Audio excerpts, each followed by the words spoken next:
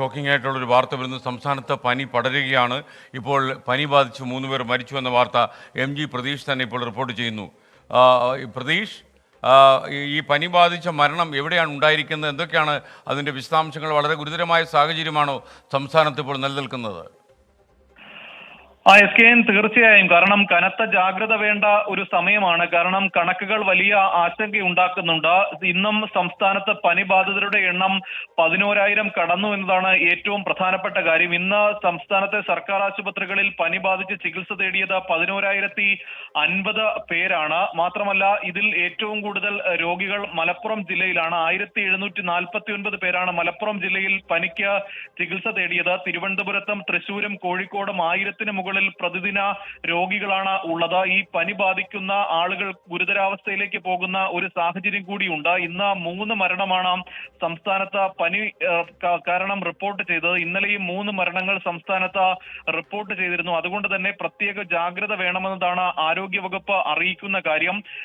159 പേരാണ് 59 പേർക്കാണ് ഇന്ന് ഡെങ്കിപ്പനി സ്ഥിരീകരിച്ചത്. 420 പേർ ഡെങ്കിപ്പനി ലക്ഷണങ്ങളോടെ ചികിത്സ തേടിയെന്നും ആരോഗ്യ വകുപ്പിന്റെ തന്നെ ഔദ്യോഗിക കണക്കിൽ പറയുന്നുണ്ട്. 8 പേർക്കാണ് ഇന്ന് എലിപ്പനി സ്ഥിരീകരിച്ചത്. മറ്റൊന്ന് ഈ മഞ്ഞപ്പിത്തമാണ്. സംസ്ഥാനത്ത് മഞ്ഞപ്പിത്തവും വ്യാപിക്കുന്ന ഒരു സാഹചര്യമാണ് ഇപ്പോഴുള്ളത്. ഇന്ന് 32 പേർക്ക് മഞ്ഞപ്പിത്തം സ്ഥിരീകരിച്ചുവെന്നും 42 പേർക്ക് H1N1 പനി സ്ഥിരീകരിച്ചു എന്നുമാണ് ആരോഗ്യവകുപ്പ് അറിയിക്കുന്ന കാര്യം. ഈ വരും ദിവസങ്ങളിലും ഡെങ്കിപ്പനി കേസുകളും മഞ്ഞപ്പിത്ത കേസുകളും കൂടാനുള്ളൊരു സാഹചര്യമുണ്ട്. അതുകൊണ്ട് തന്നെ കർശനമായ ഒരു ജാഗ്രതയാണ് നിലവിൽ ആരോഗ്യവകുപ്പ് മുന്നോട്ട് വയ്ക്കുന്ന കാര്യം. എന്തായാലും നിലവിൽ കഴിഞ്ഞ ദിവസങ്ങളിൽ ഈ പനി ബാധിതരുടെ എണ്ണം കൃത്യമായി ആരോഗ്യവകുപ്പ് വെബ്സൈറ്റിൽ അപ്ഡേറ്റ് ചെയ്തിരുന്നില്ല. ഇന്ന് രാവിലെയാണ് ഈ കണക്കുകൾ വീണ്ടും 5 ദിവസത്തെ ഇടവേളയ്ക്ക് ശേഷം ആരോഗ്യവകുപ്പ് വീണ്ടും അപ്ഡേറ്റ് ചെയ്ത് തുടങ്ങിയത്. അല്പം മുമ്പാണ് ഇന്നത്തെ പനിബാധിതരുടെ കണക്കുകളും ഈ വെബ്സൈറ്റിൽ വന്നത്. അതിലാണ് ഇന്നും തുടർച്ചയായി 11,000 കടന്ന പനിബാധിതർ ഉള്ളത്. SKN. Okay, thank you. വല്ലാത്ത സങ്കടകരമായ സാഹചര്യമാണ്. പനി ബാധിക്കുന്നവരുടെ എണ്ണം വളരെ കൂടുകയാണ്. മലപ്പുറം ജില്ലയിൽ കൂടുതൽ പനി ബാധിച്ച് ചികിത്സയിലെത്തുന്ന ആളുകളുടെ എണ്ണവും കൂടുകയാണ്.